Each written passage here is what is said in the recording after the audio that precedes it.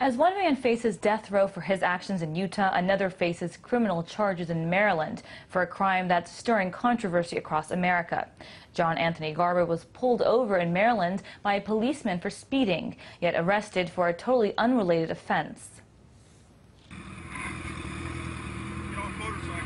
Get off the motorcycle.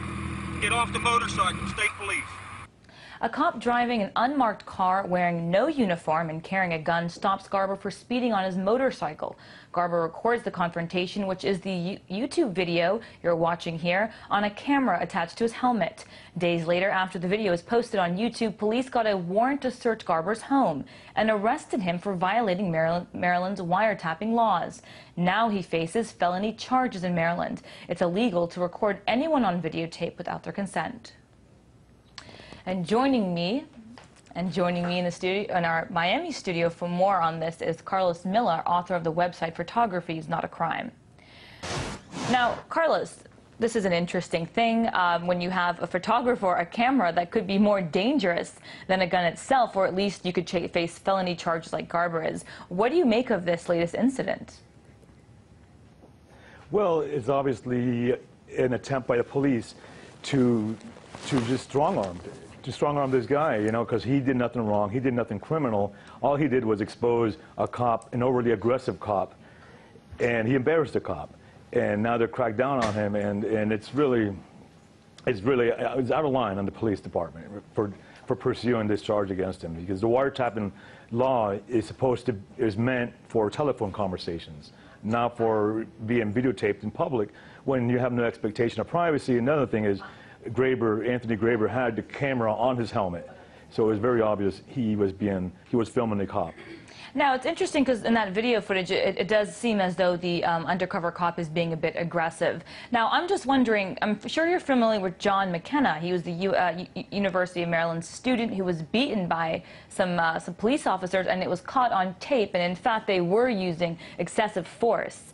So, taking away a video camera to catch police officers, whether they're doing something that's fine or not, is it treading on our constitutional rights, and really is it taking us back to the era of no video cameras, where police could, you know, get away with these kinds of acts?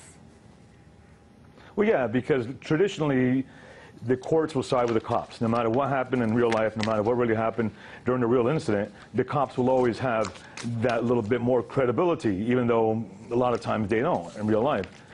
So the video camera doesn't lie, it shows the truth, and now they're trying to crack down on that. And, you know, in the case of McKenna, like you mentioned, you know, they claimed he assaulted them when the video camera proved otherwise. And if it wasn't for the video camera, he would be facing felony charges. He would be facing prison time right now. Yeah, well, there's definitely a lot of different... It's a clear violation of our First Amendment. Well, you know, it really is a clear violation of our First Amendment rights, because numerous courts, numerous judges have ruled that photography and videography is protected by the First Amendment.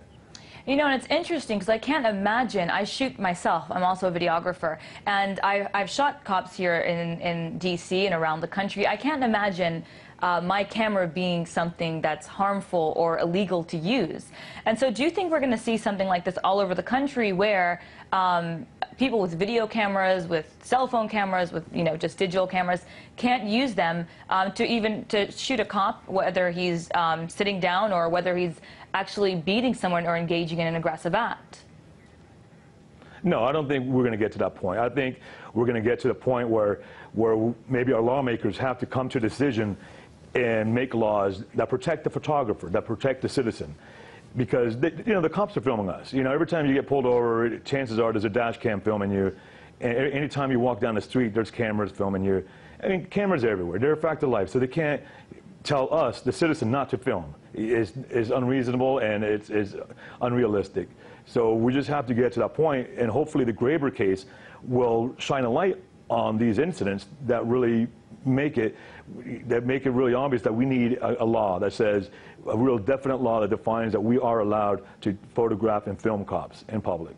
So I'm trying to figure out, why are they making it illegal if it's, you know, if they're doing nothing wrong, and if there's, you know, procedural, why are they making it illegal to film cops?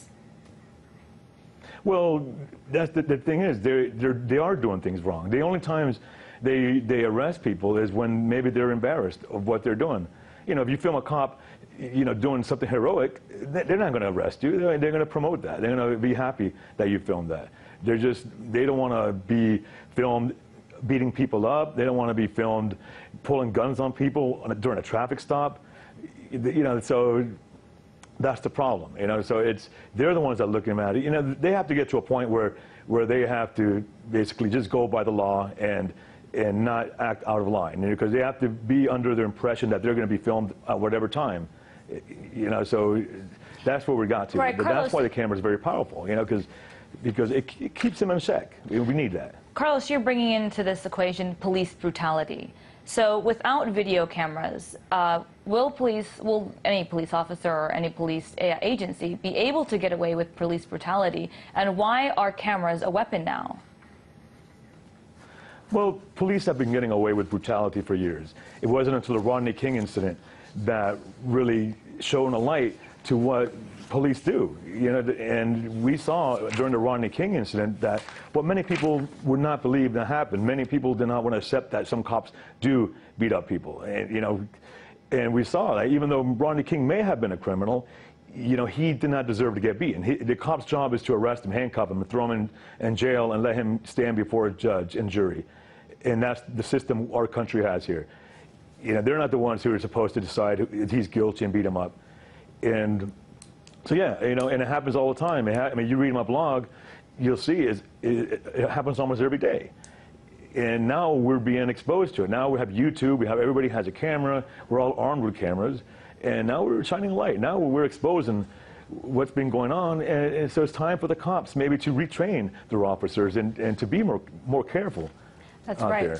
Well, that's Carlos Miller with Photography is Not a Crime in our Miami studios.